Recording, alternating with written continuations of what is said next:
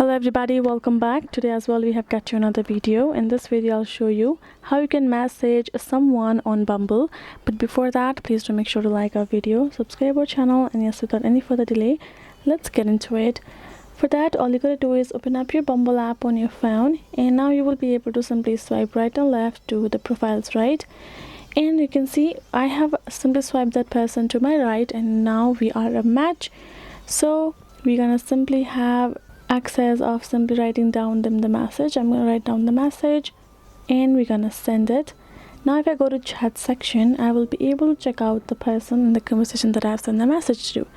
And if you want to do that to the more people, again, I'm gonna simply select a profile that whom I would like to chat with, and we're gonna go ahead, simply write down a message again, send them.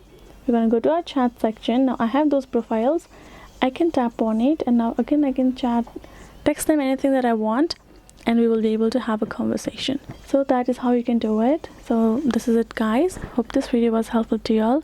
Thank you so much for watching, and yes, I'll see you guys in our next video.